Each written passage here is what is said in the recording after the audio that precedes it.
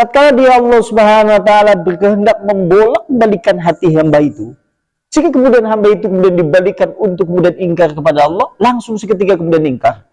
Dan tatkala hamba itu kemudian dikehendaki hatinya oleh Allah Subhanahu wa taala untuk taat, maka seketika pula kemudian untuk taat. Bagaimana kemudian aku tidak khawatir ya Aisyah, katanya. Oh, selevel Rasulullah saja khawatir sekali kalau suatu saat kemudian hatinya dibalikan oleh Allah. Pantas Rasulullah doa, ya muqallibal qulub, tsabbit qalbi ala dinik. Kalau Rasulullah sering membaca doa itu, artinya kita seharusnya menjadi bacaan yang lebih sering dibandingkan Rasulullah tatkala membacanya. Kalau Rasulullah sering, kudune dewek lebih sering. Karena kita tidak tahu kita adalah ahli surga ataupun ahli neraka. Dan kita tidak tahu pula dosa-dosa yang telah kita lakukan apakah telah diampuni oleh Allah atau belum. Dan kita tidak tahu pula sampai seberapa waktu yang masih tersisa di dalam hidup yang masih tersisa. La ilaha illallah Muhammadun Rasulullah alaihi salatullah wa alihi wal ahibbah. La ilaha illallah. Dan Rasulullah sallallahu alaihi wasallam menurut dia itu berkata Aisyah, qalat Aisyah radhiyallahu anha, mudah-mudahan Allah meridhoi kepada Aisyah. Aisyah berarti istri Nabi. Karena Nabi makan adalah Nabi, yukassiru ayyakula. Rasulullah seringkali berdoa, panjenengan bisa hafal doa ini. Rasulullah seringkali berdoa pada hari-hari bilangan yang ia miliki dengan doa, ya muqallibal qulub, tsabbit qalbi ala dinik. Rasulullah sering banget doa seperti itu. Selevel Nabi yang pada dasarnya dia telah dikasih tahu oleh Allah dia kelak akan menjadi ahli surga. Selevel Rasulullah SAW sebagai manusia yang paling dicintai oleh Allah. Selevel manusia yang diangkat menjadi Rasul dan Nabi. Dan dia kemudian telah diberitahu dia akan mendapatkan rahmat dan akan mendapatkan yaitu maqam mahmudah, itu tempat terpuji. Tapi dia masih khawatir pula sehingga dia seringkali kemudian berdoa, ya muqallibal qulub, tsabbit qalbi ala dinik. Kalau seandainya Rasulullah seringkali kemudian membaca doa itu, lebih pantas umatnya sebagaimana macam kita semuanya. Sing lebih pantas meninggi janjane dewek belum duwe kabar mlebu surga.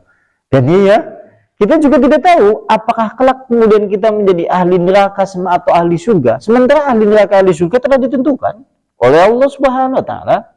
Dan kita tidak tahu pula kemudian bagaimana kelak akan ditutup dengan akhir usia bagaimana. Lebih pantas kita mengucapkan kalimat itu sesering mungkin. Kudune ya dewek ya bendina ngucap baik-baik. Ya muqallibal qulub, tsabbit qalbi ala dinik. Wahai zat yang membolak-balikan hati manusia, tetapkanlah aku di dalam agamamu. Kudune ki dewek setiap hari membaca doa yang seperti itu. Wong Rasulullah saja dia seringkali menurut kesaksian Aisyah membaca doa yang seperti itu. Bersamaan dengan itu dia adalah seorang hamba yang jelas diangkat yaitu ke maqam mahmudah, artinya mendapat tempat yang tinggi di dalam surga. Bahkan dia adalah seorang manusia yang paling dicintai oleh Allah Subhanahu wa taala. Sekaligus dia Rasul dan Nabi kita semuanya. Dia saja masih kemudian sering membaca doa seperti itu. Lantas, faqalat, maka tatkala Rasulullah sering membaca doa yang seperti itu, ditanya oleh Aisyah. Aisyah takon, kami Rasulullah sebagai istrinya melihat suaminya sering mengeluhkan, sering mengaduhkan kepada Allah yang Maha Pengasih dengan mengucapkan kalimat ya muqallibal qulub, tsabbit qalbi ala dinik. Lantas kemudian Aisyah bertanya kepada Rasulullah, ya Rasulullah, innaka tukassiru an tadamu bihadad du'ai fa hal tahsya. Wahai Rasulullah, aku seringkali melihatmu seringkali membaca doa itu, yaitu ya muqallibal qulub, tsabbit qalbi ala dinik. Apakah engkau merasa khawatir ya Rasulullah? Bukankah kamu itu adalah hamba Allah, seorang Rasulullah? kecintaan Allah Subhanahu wa taala yang telah akan dijamin masuk ke dalam surga, yang kelak akan di dalam surga mendapat tempat yang tinggi. Apakah kemudian kau khawatir ya Rasulullah? Lantas kemudian qala, berkata Rasulullah sallallahu alaihi wasallam, wa ma yu'minuni ya Aisyah. Kata Rasulullah, tidaklah merasa aman, tidaklah membuat aman aku wahai Aisyah, katanya. Kata Rasulullah, semuanya itu tidak membuat aman diriku wahai Aisyah. Yaitu sesungguhnya hati hamba-hamba itu di antara, yaitu jari Allah, di antara jari-jari Allah Subhanahu wa taala yang maha berkuasa. Tatkala dia Allah Subhanahu wa taala berkehendak membolak-balikan hati hamba itu, jika kemudian hamba itu kemudian dibalikan untuk kemudian ingkar kepada Allah, langsung seketika kemudian ingkar.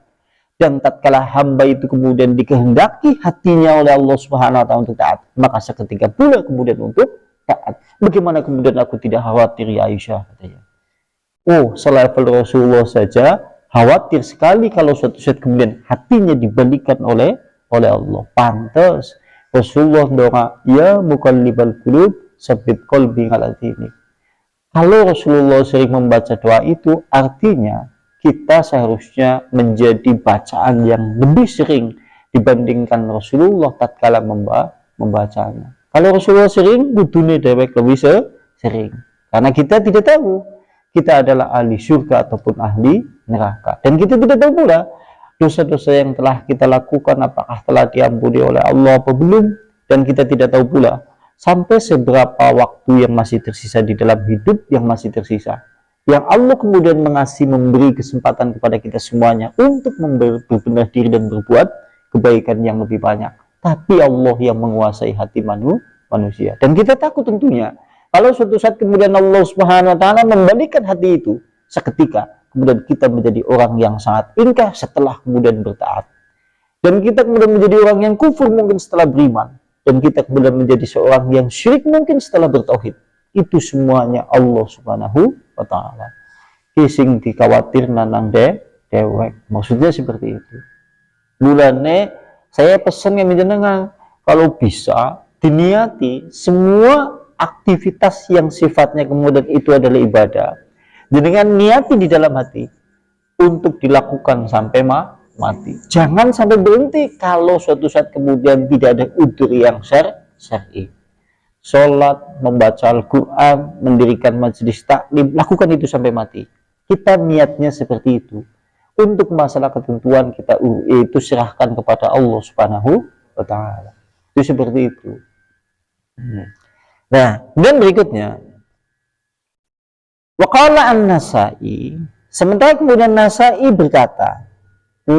berkata ngan Utsman dari Utsman, disebutkan di dalam riwayat Nasa'i, berarti Imam An-Nasa'i, dari Utsman, itu dari Utsman. Ahrajahu, Nasa'i nomor hadisnya adalah 5666. Hadisnya mauquf. Mauquf berarti berhenti kepada sahabat Nabi. Sahabat ngomong, ini perkataan Rasulullah sallallahu alaihi wasallam. Maksudnya demikian. Hadisnya adalah qala, berkata, ijtanibu al-khamr. Kata Rasulullah, jauhilah khamr.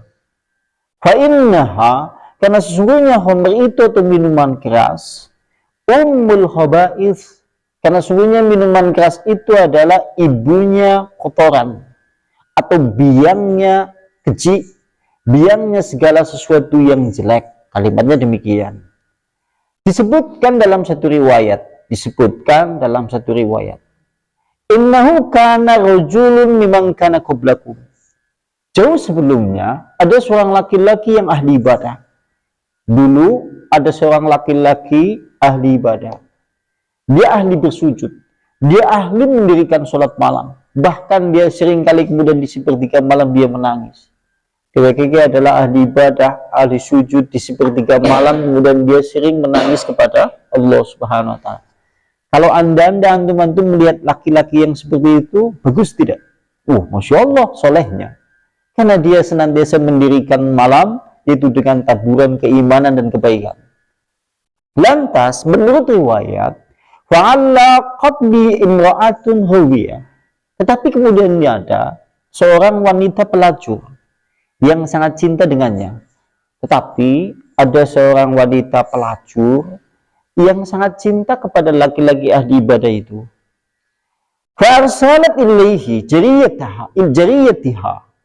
Suatu saat wanita pelacur itu yaitu mengirim membantunya untuk datang menuju laki-laki soleh itu.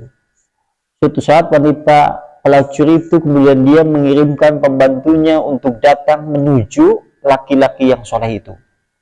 Yaitu faqalat lahu, untuk mengatakan kepada laki-laki soleh itu, katakan wahai jariyah, wahai pembantuku, nanti jika kemudian kau bertemu dengan laki-laki soleh yang aku cinta, katakan kepadanya, inna nadumuka, sesungguhnya aku mengundangmu, kami mengundangmu wahai laki-laki soleh, yaitu untuk datang menuju rumahku, agar aku kemudian bersahabat, untuk kemudian bertobat kepada Allah.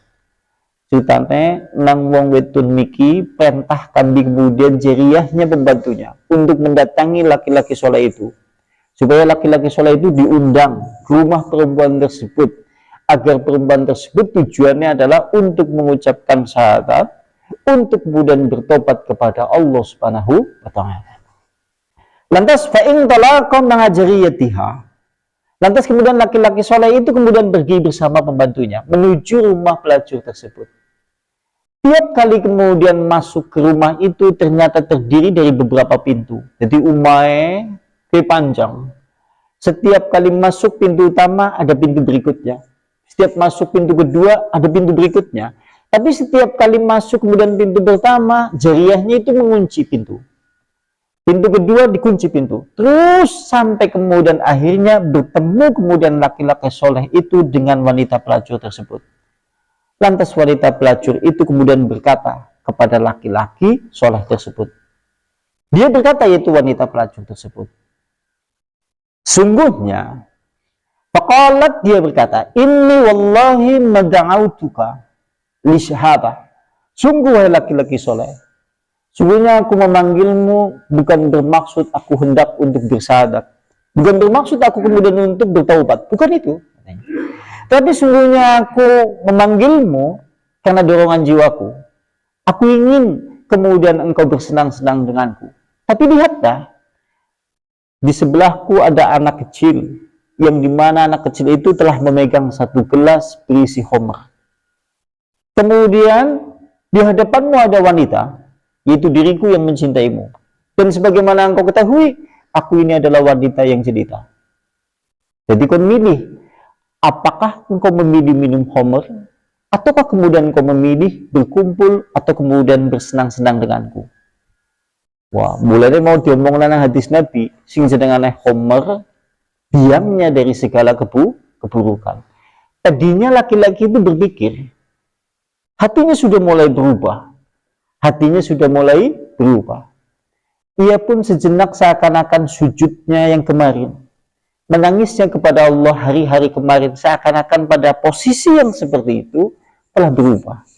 Kemudian lambat laun kemudian hatinya tertutup, sampai kemudian dia kemudian berpikir, dan pikirannya itu seakan-akan hatinya sudah lepas, sehingga kemudian dia berkata, aku memilih untuk minum saja.